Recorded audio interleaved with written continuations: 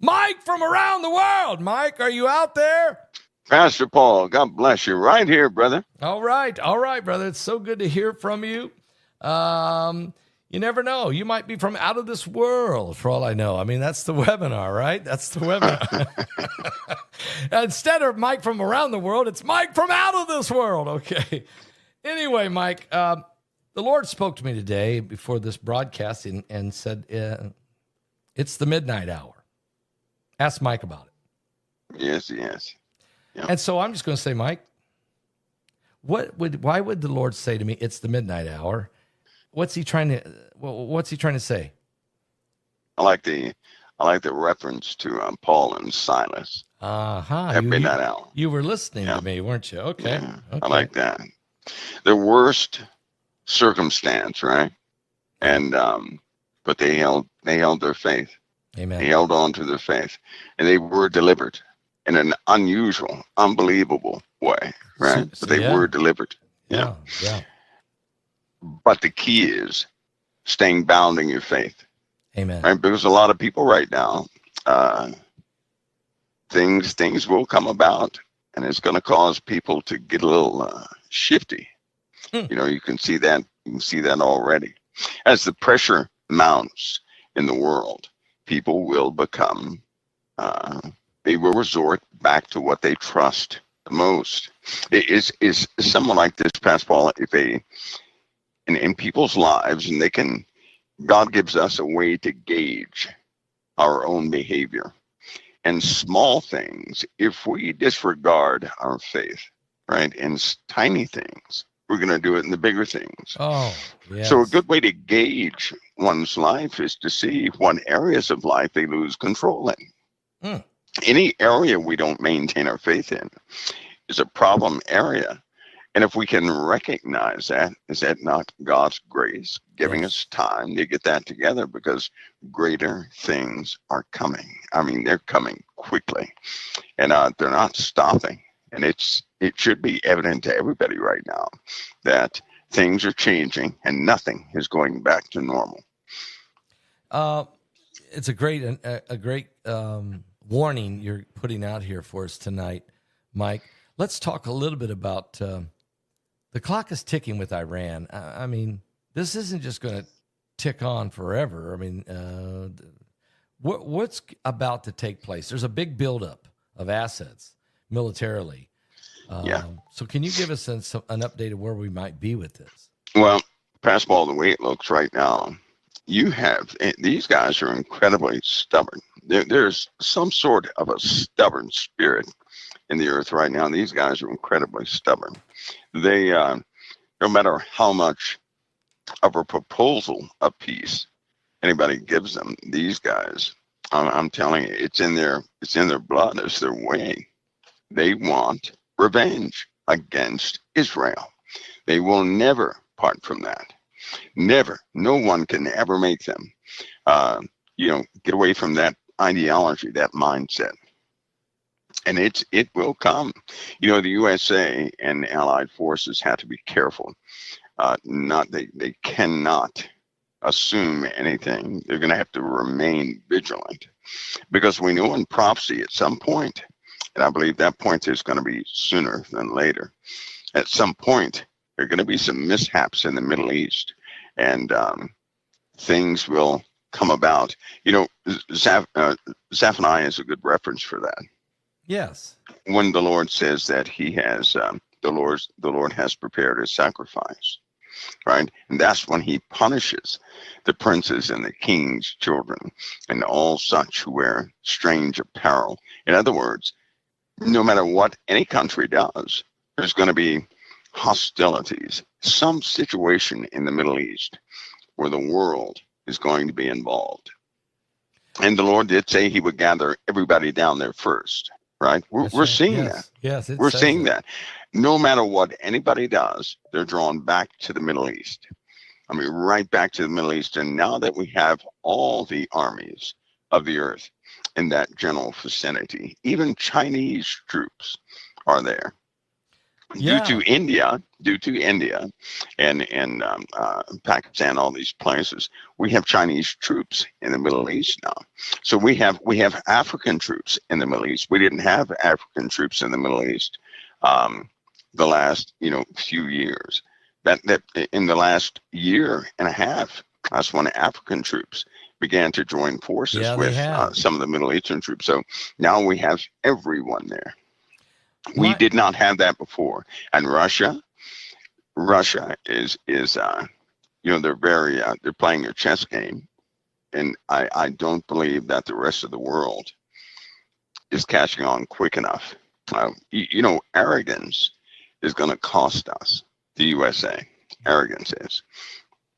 And we're not talking about any one individual. That's not what we're talking about. no. Sometimes we can trust in our own might so much Mm. that we are not vigilant in the small areas. If in fact, in life, period, if everybody can reflect upon their own lives, it was never the big thing that got them, that messed up their situation. It was the tiny thing they Yeah. overlooked, The little right? foxes that The spoil the tiny vine. thing. That's right. Yeah. And in this case, the same thing is happening. So we have a buildup beyond belief.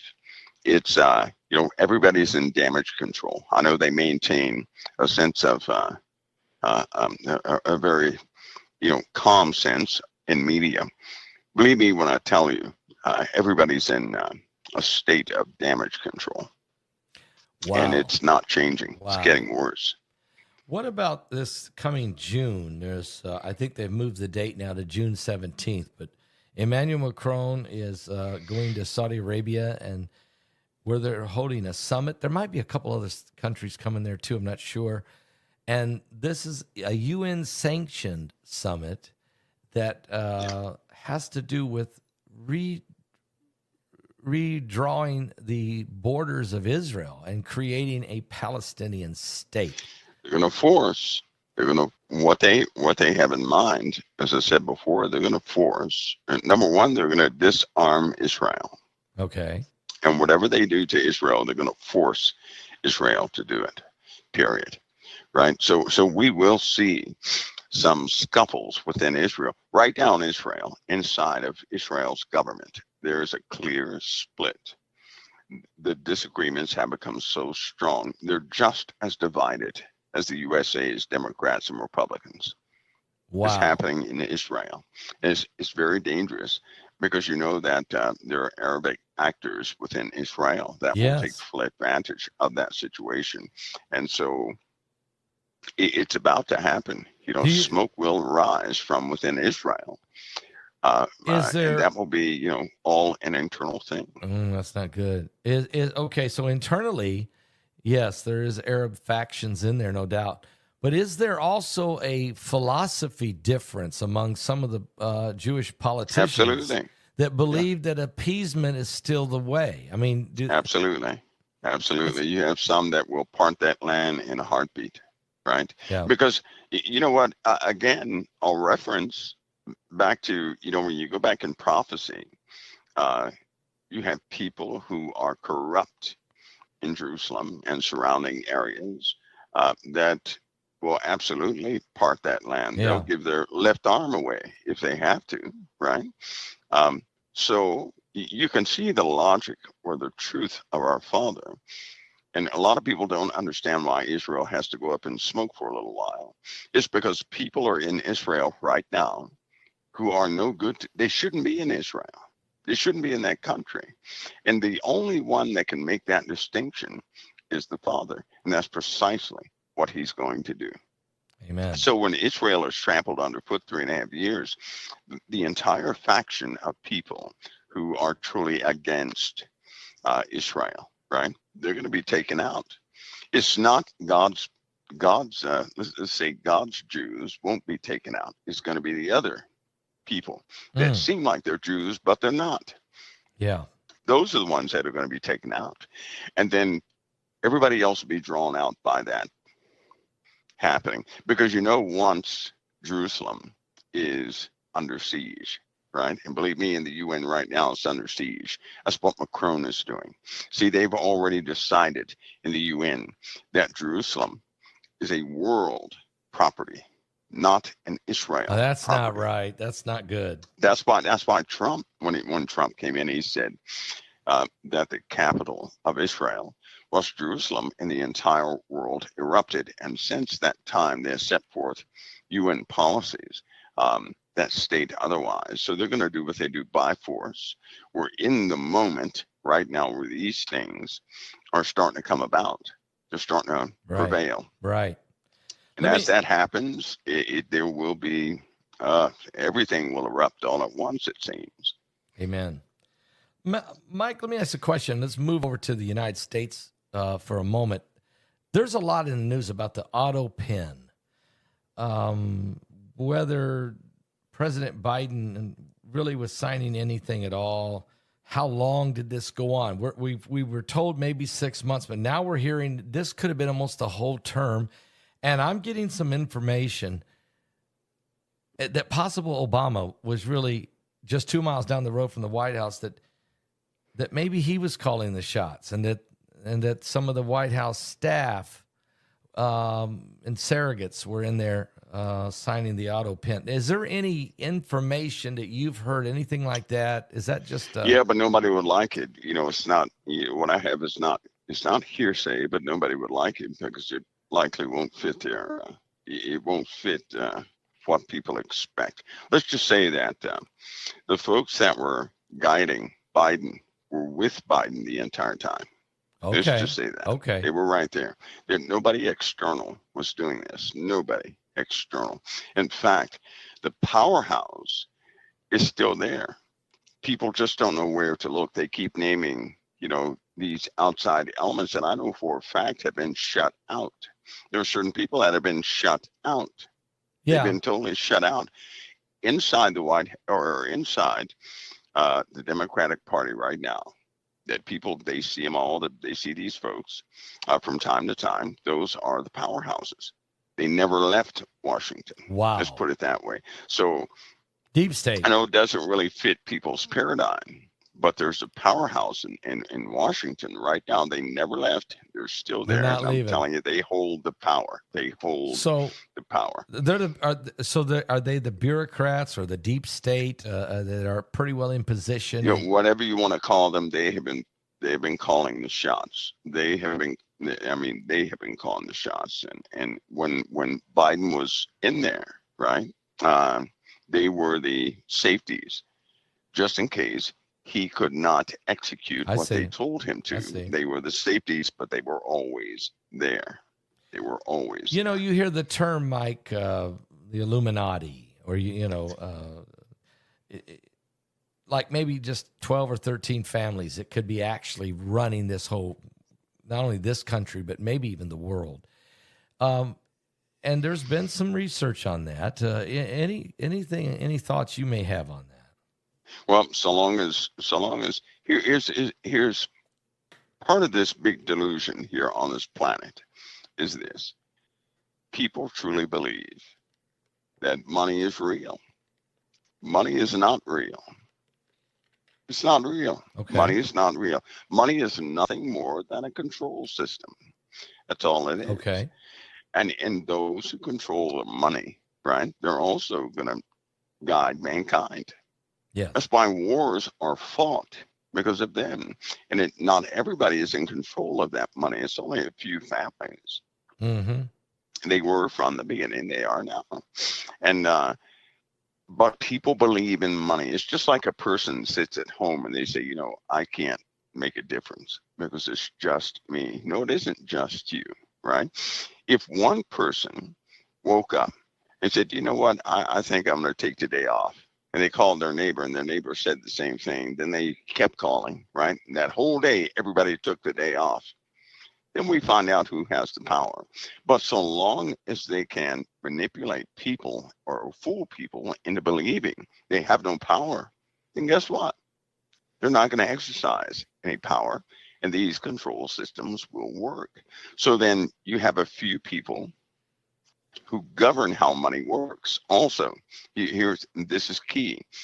if I were to rule this world, then I would be the expert of my own system, and I would not let anybody know the entirety of the system. I see. Okay, they would just know bits and pieces. They would know what they need to know so they can function and operate. They would operate by my rules, right? And I could just sit back and, everybody would be my subjects and I could do whatever I want. You also have to remember these guys do not think like you and I do, or the average person on the street. They don't think like that. They're not educated by the same institutions that the average person is. They're not. They're taught that people are subjects. That's what they're taught. They're also taught that they're of ancient lineage. They're taught that way. Wow. So they're raised up in a way with the mind of an emperor. Yeah. That's how they're raised. And so they actually believe that. So yes, they get into the weird stuff, right? That will be your lower tier people. The higher tier people they make all the rules, they call the shots, and they enforce things in a specific way. And everything is going according to their plans, sadly.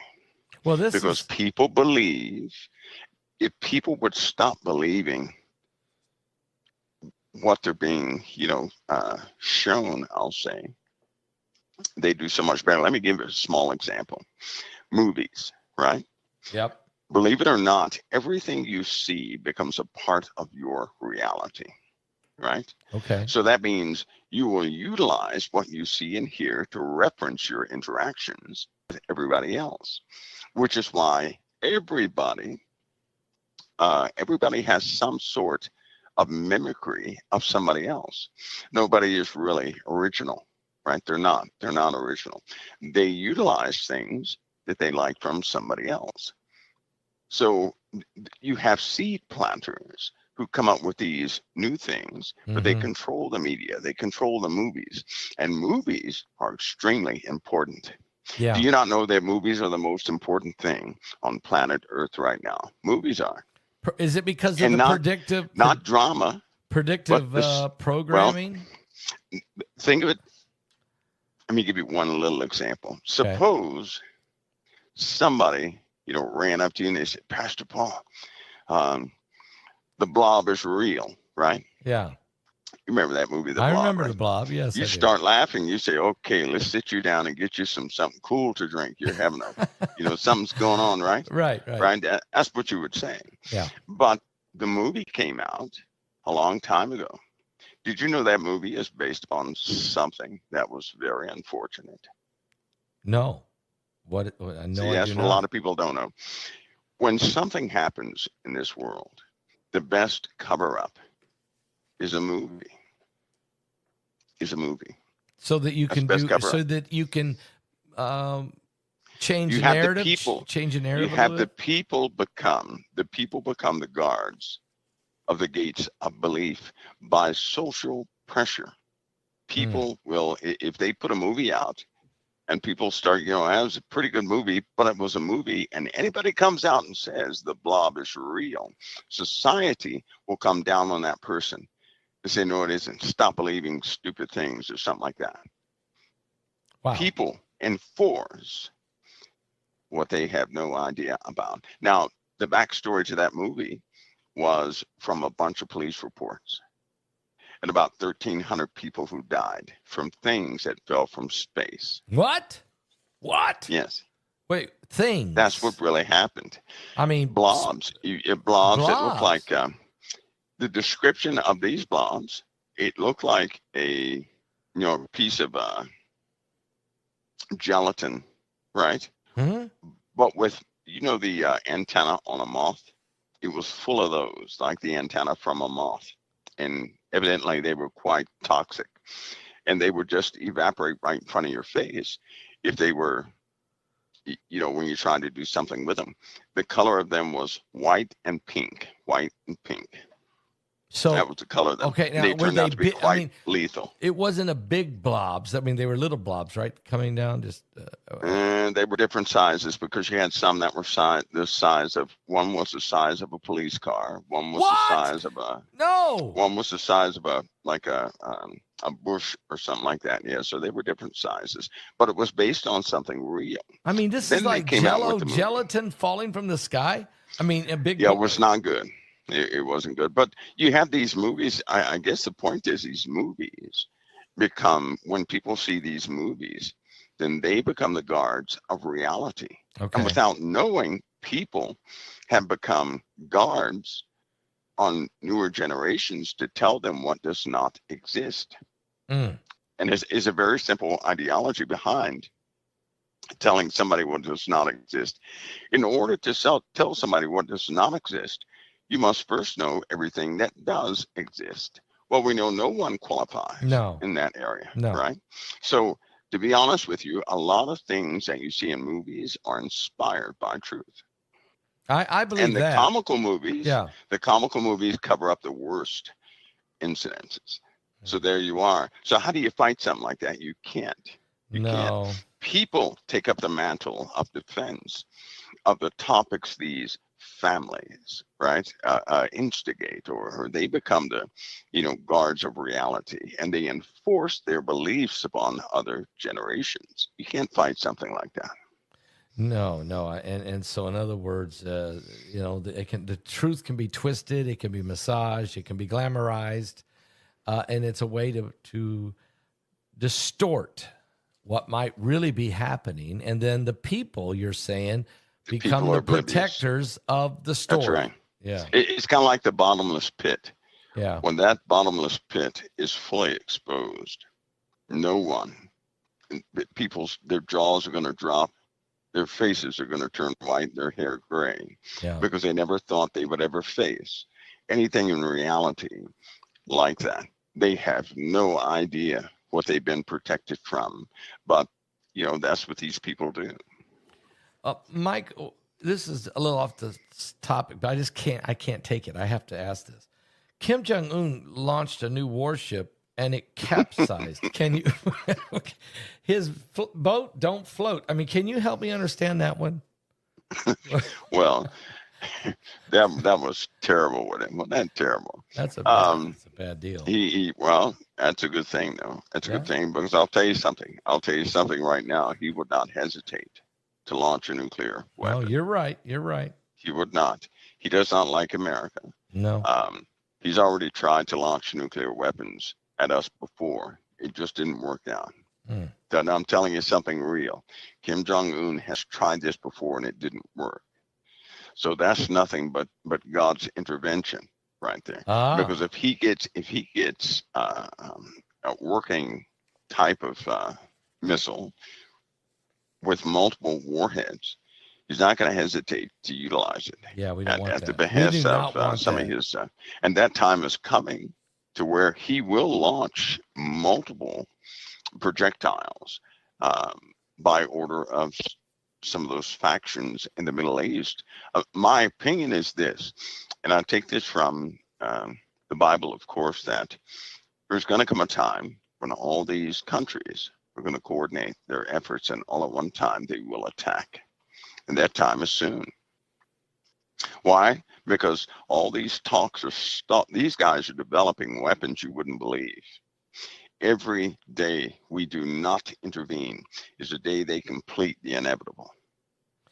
Yeah. Every single day they're catching up, Pastor Paul. You're looking, if they were to continue and no one interrupted what they were doing, we don't have but about, I'd say, a generous estimate would be about 4 months until they're capable of unifying an assault upon the USA and Israel effectively. So when we say the midnight hour is approaching, it's really the day of a judgment day, or a day of a severe threat. It's there are troubles that a person just would not. They're not told about it. It's not published, and so it doesn't enter into the mind. It's probably best that way. But for example, before the day of the Lord comes, before Christ arrives, there are going to be large-scale troubles all over the earth.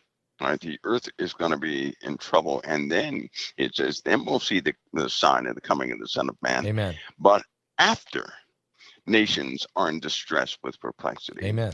After those things, which means for those war type people that are in the world, you're going to be in trouble. Yeah.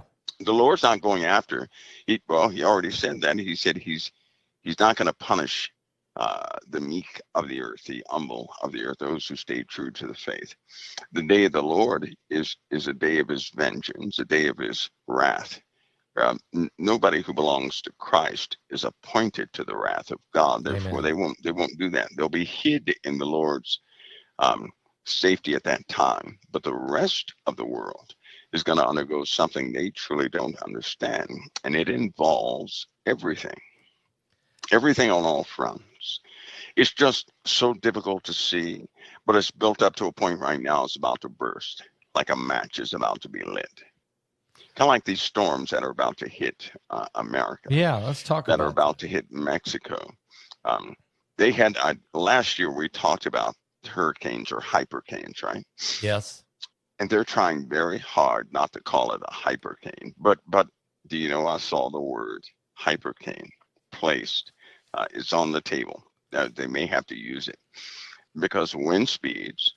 They're going to have to recalculate. And put new formulas in those simulations to come up with more accurate and predictive models of what's happening. They've gotten pretty good with hurricanes, but the ocean temperatures are throwing everything off. And with the expectation of a few volcanic eruptions under the ocean, that's only going to exacerbate the issue of changing these formulas. So we're getting into something. And fires.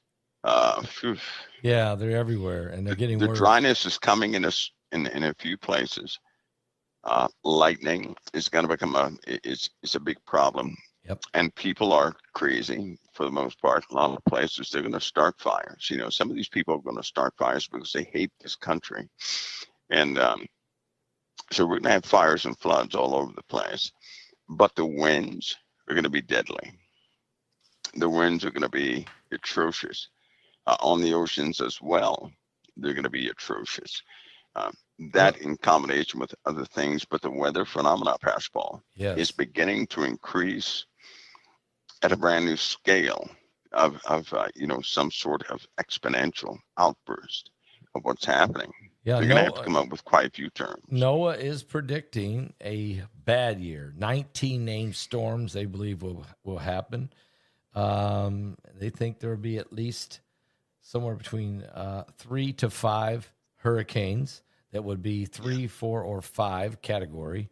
They say it's due to the warmth of the ocean and the change of the wind speed. Yeah. And you've been talking about this for a long time, to change the wind speed. Absolutely. And now we're here. Well, kind of like that nor'easter we just had, right? Yeah. Nobody talks about a nor'easter in the month of May, but we had one, It's crazy.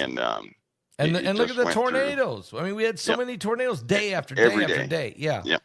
What about Italy? What about Italy? Because there is, I was watching this, I believe it was yesterday, but there's been a ton of seismic activity on that underwater volcano that they say if that thing goes, there's no more Italy. I mean, literally saying there would be no more Italy. No, there won't be any more. And it's unfortunate, Pastor Paul, because with something like that, right? You can't quite predict the exact moment it's going to happen. So they have evacuation orders. Certain places have been evacuated. Okay. Other places, it's being determined should they be evacuated. They had to hurry up and get a pope in there because a pope is being consulted on this spiritually. He has some major decisions to make. Wow. This will affect the entire globe if it goes. And not just Italy, but the entire globe. It could also offset the water levels all around the earth when it goes. Really? So if that goes, all the water levels around the earth are going to be shuffled. Oh yeah. Would that cause a tilt of the earth? I mean, it could really increase the tilt of the earth. We already have a tilt. We already have the equator moving. That's been confirmed, and so any type of water distribution like that, it is the element that could tilt the Earth big time. Water can do that. Displacement of water can do Yeah. that. And if that goes, it will most certainly disrupt everything that we do. Will Everything. it create a long-term winter Northern environment? the northern hemisphere will be affected for years to come. The USA will likely have about 2 to 9 inches of ash fall all over the place, and Well, that will be that. the crops That'll be won't no, they grow. won't grow. They won't grow, and there'll be a permanent haze for about 5 or 6 years over the northern hemisphere, which means everybody will try to escape to South America. Millions will They'll try to die. go to South Millions, America. Yes, multiple million. that will change. That will change a lot. And you know what the bad part is? Uh, uh, can't be Flagria or Flagreri. That's one. Yeah. But there are some other ones that could go. Right? There's some ocean-borne super volcanoes that could also go, and there would be a pyroclastic flow that would come from the ocean Wow. in a radius of sorts to all areas. It could do the exact same thing, and so that's just the time we're living in. And so long as the sun remains volatile and it continues to alter what the Earth and other planets are doing, this is our immediate possibility. Okay, let's talk about it. The Earth, the sun, and other planets are doing. So there's got to be, and in this webinar, there's some good discussion about that from 4 or 5 of you guys that talk about it. Maybe not the whole presentation, but a lot of it. Gil Brazard gets into it real heavy, and so some of the others. But let me ask you. I mean, you do bring up some things that I'd never heard of before in this webinar. Certainly, you're concerned that the heavens are we going to experience something we've never experienced before, or is it just reoccurring again after thousands of years?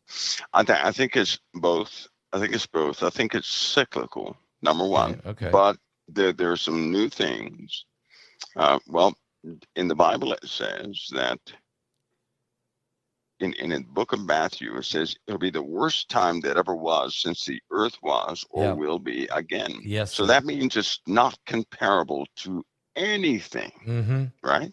It's not comparable to anything. So we're about to go through something no one is. In fact, if it's going to be the worst thing that ever was since the earth was made, then the flood does not compare to it. This is worse than the flood. Yes. That's right. The flood is only an example of man's ignorance when he continues to normalize events to live his life.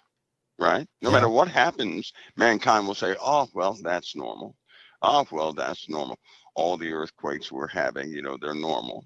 No. All the floods we're having, they're normal. No. All the tornadoes, they're normal. That's what mankind does. They normalize things so they can go have a drink. But this time, there are going to be some final things that come upon us. I don't believe anybody has faced what we're about to face. Yeah, Jesus does say that in Matthew 24 when he says there'll be a time such as that has never been before nor ever will be.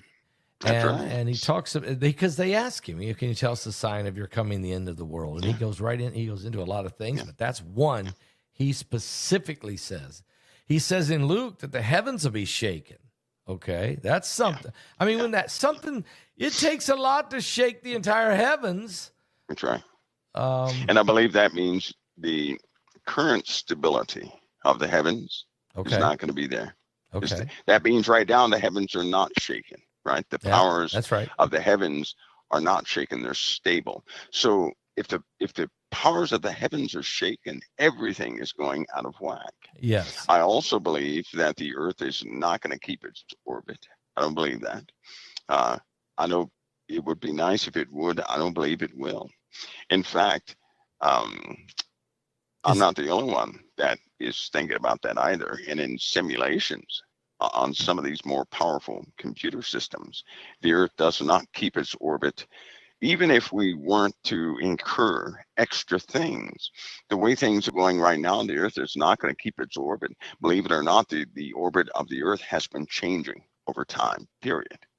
It's been changing. I mean, well, altering over time. if the Earth was to completely lose its orbit, and It would look like the heavens are dancing. well, wouldn't it also be the end of time? I mean, end of Earth existence? I No, mean, not necessarily. okay. In fact, the area that we are in right now, the Goldilocks zone, they call it, right? Yeah. It extends for a pretty good period. Now, it would cause extreme temperatures to be That's on the what I'm Earth. thinking. It would Yeah. change the way the light looks. Mm. We'd be exposed to different types of gases and everything else. The Earth would still, people would still exist, but life will be different here on this Earth. And that could literally happen. See, there could be, of course, a number of events that can cause that to happen in less than a week. Right? In less than 1 week, the Earth could be thrown out of its current orbit into something else. But as we have some weird gravitational force pulling on the solar system, we're not going to keep our orbit anyway. At some point, it will begin to destabilize the orbit of the sun, or our orbit around the sun, right? It'll destabilize that. Another force acting on the Earth is going to destabilize its current orbit. Simple and plain. It will tug at us on a very specific side at a certain time of the year.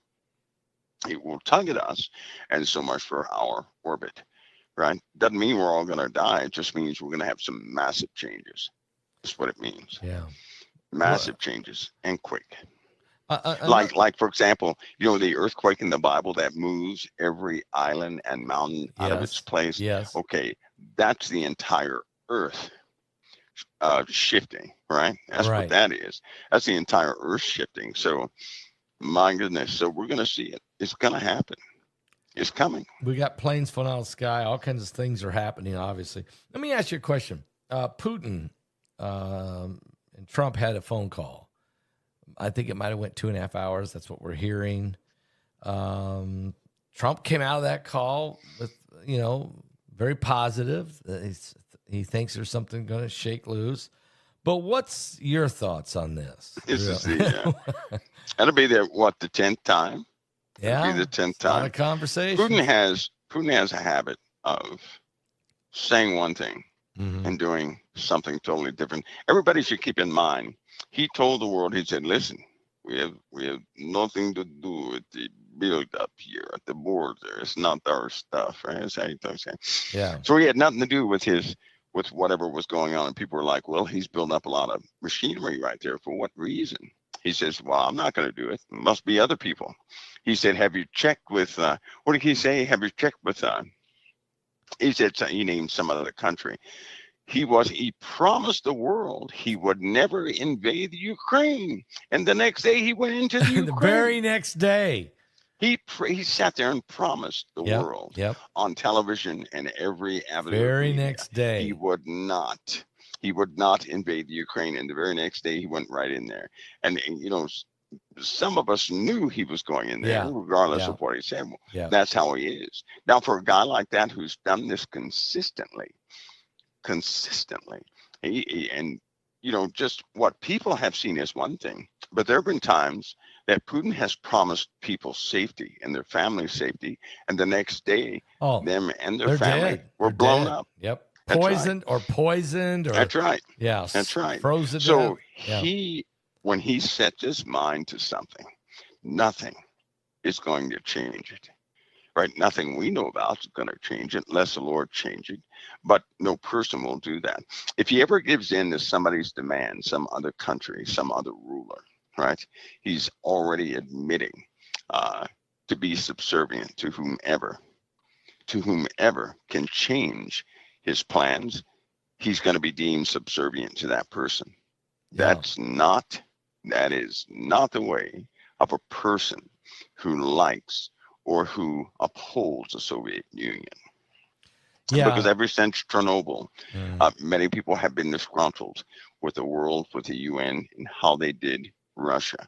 And he's one of those people. He's kept power for a reason. And the reason is not to make friends with the USA. That's not why he kept power. He's poisoned people that opposition to him. He's imprisoned them. He's blew up their planes, Yes. assassinated them. I don't know how many diplomats. There was a period of time there where every time I turned around, there was a Russian ambassador dying in somebody's, in somebody's embassy somewhere. I remember the guy who Vladimir thought he was going to do a coup on Putin and then turn the army around. And he said, "I'm sorry, I don't mean to do this." "Oh, don't worry." Yep. And the next thing you know, the guy's dead in Libya or somewhere. So, to your point, when Putin decides you have to be exterminated, you will be exterminated. It's not a question of, well, maybe not. You'll be gone. And he uses the KGB type tactics to do it. So Trump's on the phone with him. And I believe Trump's a very smart guy. And he's talking to the man. And he gets told all this stuff and like, "Oh, yeah, I'm going to get together with Zelensky and all that." You and I both know he is not ever ready to sit down with Zelensky right now. He's going to take that country. Unless we stop him. And we're tired of the wars. We're tired of funding the wars. So what happens? What's really going to happen here do you predict Putin will take Ukraine in the next 24 months? What's your thoughts? I believe talks will continue. Okay. He's not gonna stop until NATO is no longer at. If somebody can promise him that NATO will never be at his back door, right? Mm-hmm. He'd do it, but here's the problem. Somebody did promise him that. The USA did. Yes. And they reneged on that promise. And they did what they said they wouldn't do. So he's going to be hesitant in trusting anybody now. He has more of a favorable outlook towards Trump. Yeah. He does. But he does not trust the UN. He does not trust. He just doesn't trust people like that. And, he has his own ideals about his nation, and he's going to go forward with it. The Ukraine is very important to Russia. Absolutely. Right? It's very important to Russia. Well, okay. Is it as important to Russia as Taiwan is to China? Yeah. Do you feel like China is going to make a move on Taiwan maybe in the next? They're not going to give. They're not going to give the idea of Taiwan up. They're not going to do it. Never. They're not going to do it. So that's they're just not going to do that. And if you think about it, what these countries are doing is they're putting themselves together. See, they've been regulated so long, right, by an external police force, so to speak, that they're tired of someone else governing how they live their lives. And it's nothing more than their own internal nationalism, right? And so now they're saying, this is ours. It was ours in the beginning, and we're going to make it whole. And this is their mindset. I do believe that's ultimately going to cause us a great deal of difficulty. It's also part of this dark kingdom that's rising, right? Mm-hmm. So yeah, people may want to get ready for that. Amen. Because they're going to see some things that they didn't really expect, or they did. It's been certain subjects can be dragged out for so long you believe that they will never take place. Yeah, they live in a time where multiple things will take place. Let's talk about the heavens, out of this world, because this webinar is tomorrow, and I got thinking about the sun. You've talked a lot about it. Something is the sun is doing things it's never done before. And there's a reason for this, Mike. Can you help us understand what should we anticipate with the sun? What are the external, literally, are we facing external dangers? Yeah, I believe that's going to be evident too. We're going to quickly move from talking about these subjects, and people are going to ask one question. Okay. How do I protect my family from what's happening? Yeah, we're going to be in the middle of it, the middle of the, things that are happening, and people are going to say, "What do I do to protect my family?" The sun, for example, its chemistry is changing, right? They can note that by all the probes on there. It's affecting the entire solar system, but something is also affecting the sun and Jupiter, and at the same time. So they know there's an external influence upon this solar system, and it's pretty consistent as far as where its origin point is and how it affects everything. And those forces are becoming a bit more dramatic each month. Right? It used to be every 10 years they would see the differences. Then it went to every year they would see the differences. Now it's every month they can see the differences. And I believe that's part of a scalar type mathematics where something or exponential, if you want to see it that way, things will happen faster and faster as these approaches of celestial objects takes place. I do believe we live in a binary. We have a binary system. I believe that. I believe that. Too many ancient people talked about things that are, they're not really popular to look into. But think about something. The ancients documented things just like we do today, right? Yeah. And so a lot of people documented things that don't make sense. Like they had details of Saturn. How can anybody have details of Saturn? Before telescopes. They all said something, that Saturn was very close in our skies. So did that they mean, also said that did that mean the Earth had got out of orbit? Or that means the planets were not in the arrangement they are in now. And that's also going to, there are a few papers that will be published this year that will also be inclusive in, educational literature coming up, but the planets were not always in this arrangement. Right? So there are a few things that are coming out with, unfortunately, when they find these facts out, nobody else finds them out till about 10 years later. And then they do it by way of publishing peer-reviewed papers first, and then they go through, different associations for print and books. Then everybody else finds out about it. So there are going to be lots of things uncovered. Right, as we learn more and more, we're starting to see a very different picture. When you say the ancients, they literally documented. They drew pictures of some large. They did, and they mentioned. I know Nibiru is actually a word was used by them, but is that because they seen this thing? I mean, they had to have seen. Well, of course they did. In fact, one of the most of the artifacts that are being found. Some of the buildings that were fortified, right? Mm-hmm. If you see a stone structure left, the same thing would happen today. If fire devoured the surface of the planet, the only thing that would be left of a house is the footer. You wouldn't see the plastic. That's you would not see the metal. You would only see the footer, the stone. Right? Yeah. Same thing happened in the ancient world. Everything else was devoured. Right, many things were devoured, and the only thing that was left was stones. And so what they did do was they put a warning in the stones. The pantheons, when they talk about all these different gods in certain religions, Stonehenge, all these different things, they point to a celestial calendar. Yes. They're telling people that there's an event we did not know about, but our fathers did, that came and took us by surprise. And they wanted their children's children to know it was coming back again. Just as we have the four seasons, we have bigger seasons that certainly do take effect, and they were warning us it's coming back again. They have dug down in the earth. You're looking at thousands of feet, right?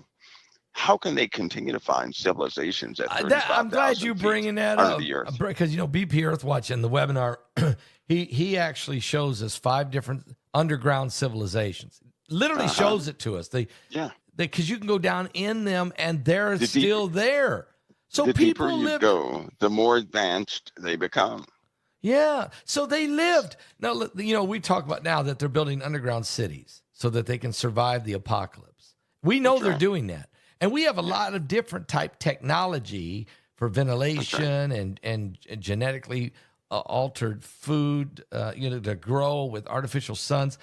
These people were under the ground in caves, but they had sophisticated ways to live. Can you talk about that? I mean, how in the world? Well, plus, and they chose spots. Okay, you have to be pretty advanced to have an understanding that the best place to put an underground city is inside of a volcano.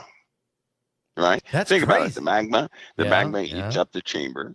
right? Yeah. It solidifies the walls like glass, Mm-hmm. vitrification, and it leaves these large voids inside the earth where they build things. Yes, they have cities that now that people can go and look, they can't really go down there, but they can look and pass. Paul, when you go down there and look, as far as your eye can see, there are buildings, right? That's crazy, but I know it's As far as your true. eyes can see, they Yeah. have found caverns that are just, I mean, a person could live down there all their lives and never even desire to come topside. You know, You can picture that being inhabited. and It is an there's amazing then looking there's two thing. questions for you. Number one, and BP actually shows us 5 different civilizations. Go back, Tepe. Göbekli Tepe. Yeah, and then there's 4 others over in Turkey.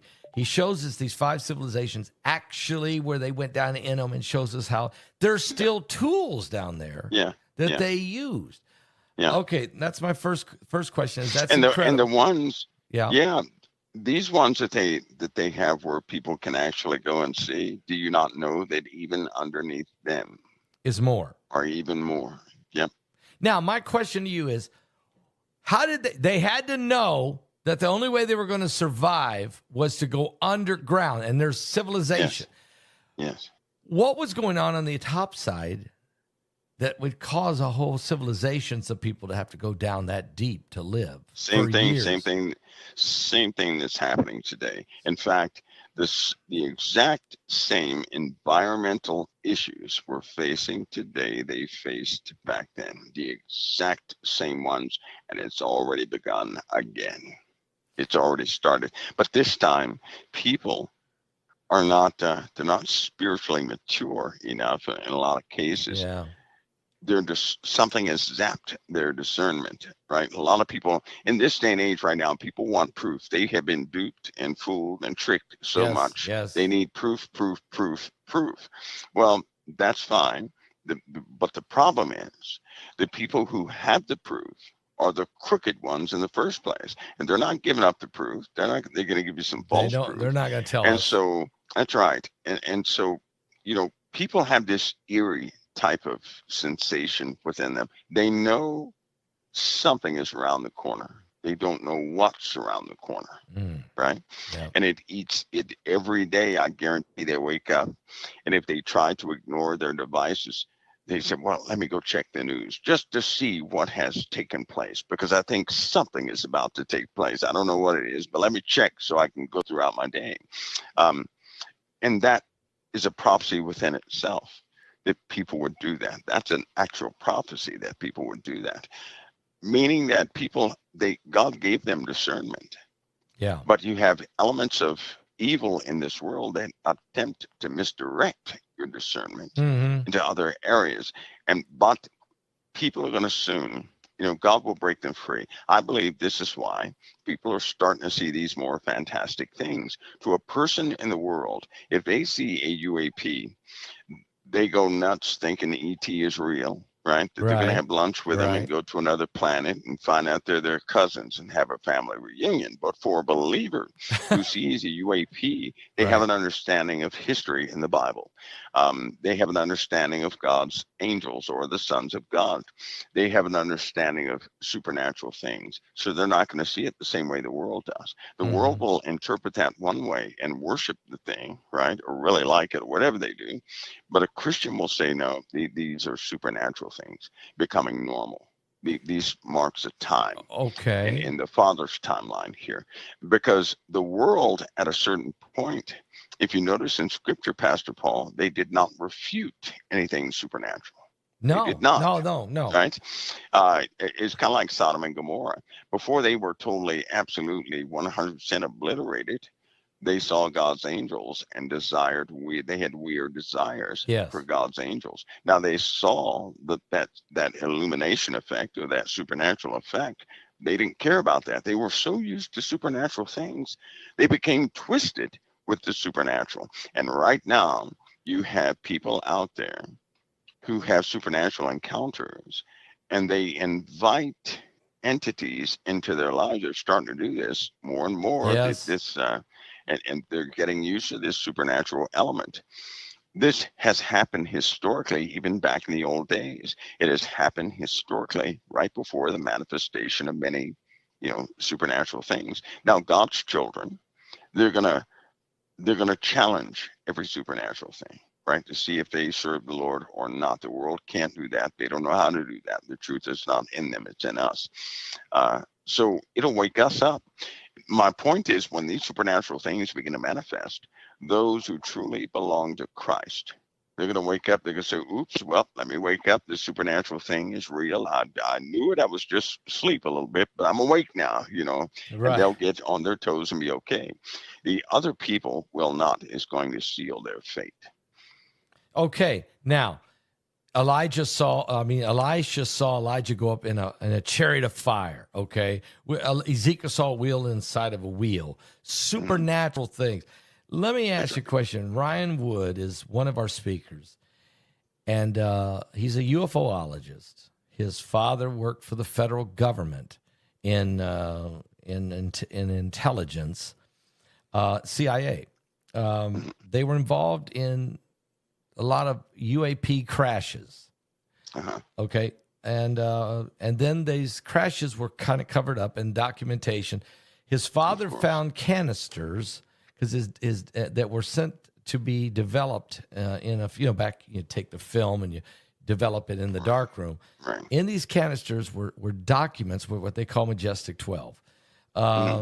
These were secret documents that were to help cover up the crashes. Ryan himself, in 40 years, said he has investigated 105 unexplained crashes, including bodies that were found. Is this part, when you hear these things, when people hear these things, I'm not stunned when I hear of Elijah going up in a chariot of fire, when I hear of the wheel inside of a wheel by Ezekiel. So should we be like, maybe listen a little bit? Is there something there that's supernaturally, whether it's good or bad, being played out in front of us? Sure it is. And sometimes you have to listen. I listen with a spiritual ear, right? Yes. I've learned my lesson. I'm not one of those who will say something does not exist, right? And that was the worst mistake of my life when I did that. But I think it's good for people to listen with a spiritual ear. In other words, a person, just like in the Proverbs, a person who belongs to the Father, a wise man, it says, is slow to speak, quick to listen. Amen. He hears all things, but he relies upon the word of God. It's just like I can hear all things, and I do hear all things. My reliance is on the word of God, but I'll tell you something. God put the truth in a donkey, right? That's true. He put the truth in the donkey back in the past, and other people had the truth in them also. If we disregard things because we think it's foolishness, right? And again, I'll just caution people before they say anything is foolishness. They're going to have a perfect understanding of why or what is real around it.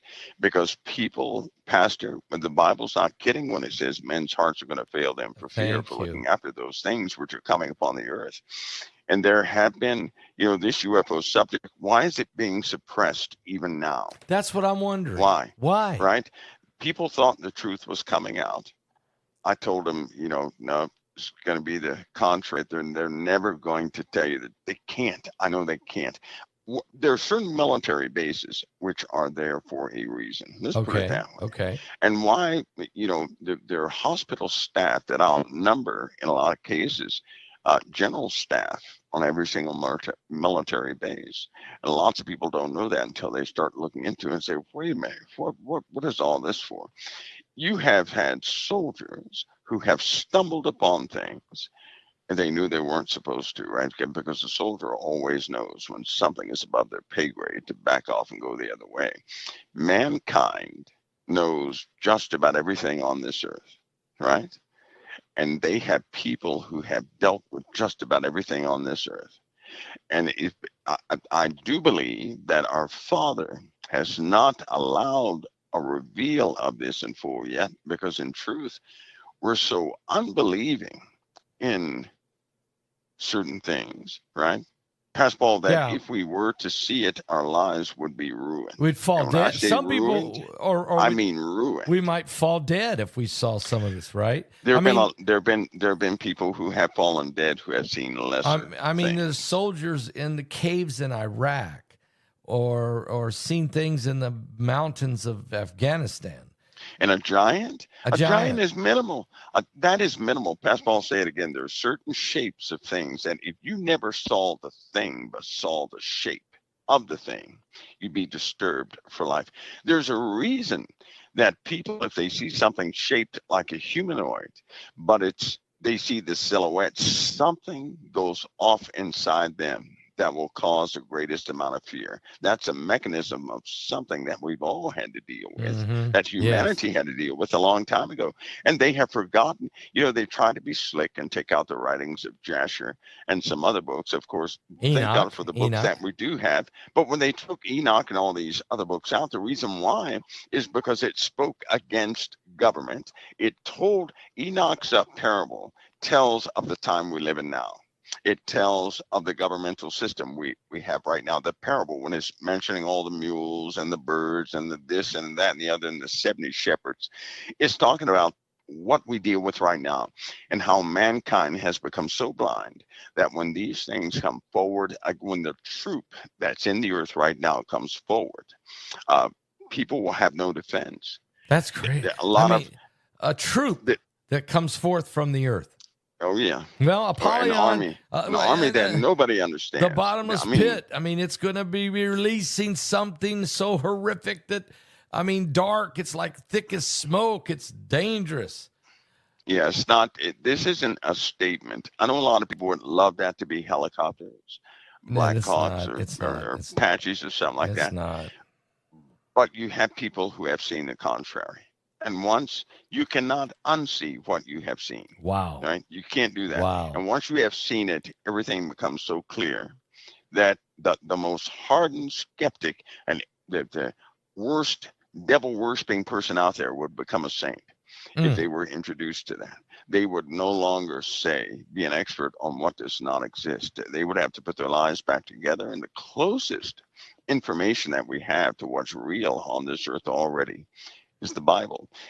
Are these even like the book of Enoch and those things, right? Yeah. I'll say this with that subject, that if people knew what the Lord has been protecting them from, they would never say, why has he left me alone? They'd never say that. Yeah. They would never say that. They never say that. Now, you know how they're very protective of some of these military installations. Rex Bear, and in this webinar, he has film. He has it. I've watched it when we did his presentation. He went to Area 51, and yeah, he went to the front gate. That's one thing. But he had some contacts with some people, including a rancher that owns about 1,000 acres right up next to Area 51's property. He went to two secret back gates. And when he got to them, it wasn't long. An F-15, two F-15 fighter jets buzzed them. And they didn't buzz them once, they buzzed them twice. They were sending a clear message. You don't need to, you have no business here. So they can't even see the base because there's mountains really around it. You can't see, you can see the lights from it, like the glow of the lights, but you can't get in there. You're not what is hidden in there? What is so important that nobody, not even politicians, not even former presidents can get in this place? What's in there, Mike? What's in there? Well, first of all, I'm glad you said that, because a president does not have the clearance you think he does. Yeah. He does not. Yeah, that's crazy. He does not. But think of it this way. If a president cannot know everything, because it's important that a president not lie, especially to his allies, right? So if somebody were to ask a president a question, he's got to be able to say, I don't know, or he's got to be able to say no and still be telling the truth. Why? Because people actually do have discernment, which is why they get innocent people to present terrible things. Right? If you can get an innocent person to believe in a terrible thing, that you can put that person out in front of Christians, and the Christians won't say a word because they know discernment. They can tell when somebody's being deceitful or not, right? Right. Having said that, in Area 51, they're not going to let everybody see all things that happen in Area 51, right, or S4, whatever you want to call it, Groom Lake, places like that. That because of discernment of the enemy, right? Not only can we know when a person is being deceitful or not, but our enemies can too. I see. And keep in mind, we develop stealth equipment there. Now, any military base has multiple operations. So developing stealth aircraft and things of that nature, that's only one. But I'll tell you something. I'll ask you a question. Okay. Why did Boeing, right? Why did Boeing, why did Lockheed and all these different places, why did they finally admit that they back engineered a lot of their technology? They finally admitted that. Now, they didn't come on television and do it. They didn't go out to the media and do it. They did this on paper, on disclosed paperwork. Yeah, in the papers. Right? So they admitted that they back engineered these things. They admitted that they gave devices to the universities of things that mankind did not build. Right? There's another base. While everybody's looking at Area 51, I can tell you right now that's not the place. It's not the interesting somewhere else place, more right? interesting. Yeah, you need something that has the word Doug in it. You need to go to the place that has Doug in it. I'm telling you, the unbelievable things happen there, including Earth-based weapons. Right? Now, listen. When I say Earth-based weapons, imagine a beam firing, and when it fires, it smells like, you know how when electricity has fried a wire or something like that, that's what you smell for about 200-300 miles.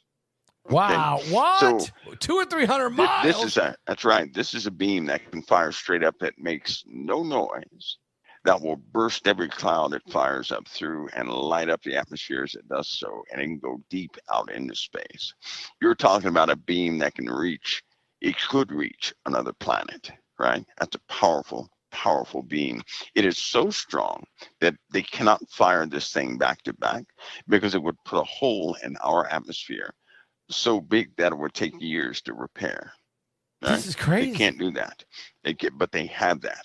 There are weapons in the poles that are unbelievable. See, what people fail to realize is if you have a radio strong enough to send communications into deep space in an instant and ride them on the back of lasers, that's actually a weapon, is it not? Wow. That's how things are hidden. Like CERN. CERN is a particle, collider. Yeah. They got the world's biggest particle collider. But those who know what CERN actually is, they know that CERN is a particle accelerator. Yes. Right? Yes. AKA rifle. How about that? So this is how things are done in this world. That's how they're done. Rifle. That's right. It's a particle beam weapon. So it's if you not can just fire, so if you can fire a particle at the almost speed of light, right? or speed of light, right? You have a particle beam weapon.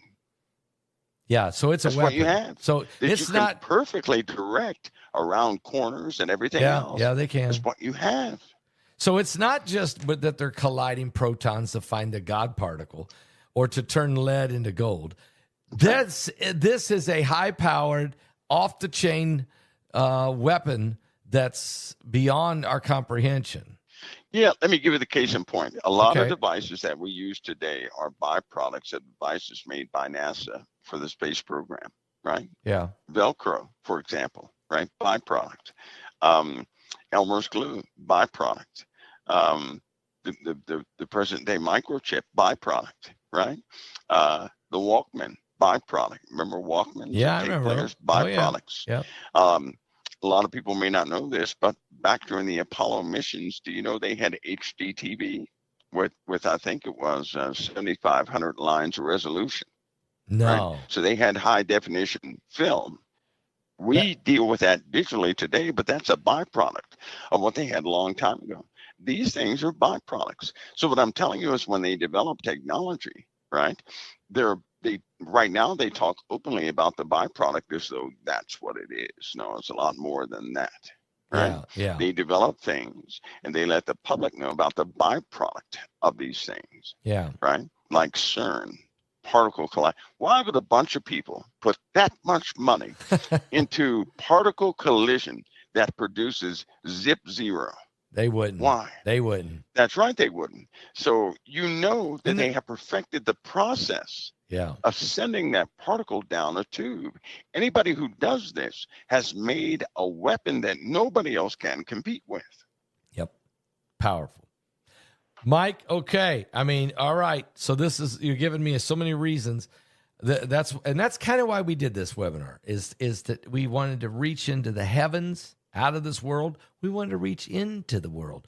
We wanted to find out the technologies and the weaponries and the threat to humanity, and the cyclical events that the earth is facing. The ancients knew about it, the the tablets, all the different things.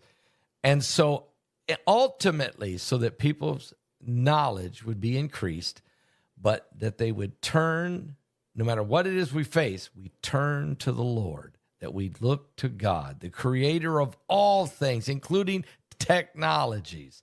He is the creator of everything. And I think the devil gets too much credit. I really do. He gets too much credit. I think God's on top. He is. Mike, He is. thank you for coming on tonight. Thank you for your presentation in this webinar. It's phenomenal. It's fascinating. And just thank you for telling us the truth and being here for us. I appreciate it. Well, Pastor Paul, it's always an honor. God bless you. The honor's mine. Always. God bless. All right. All right.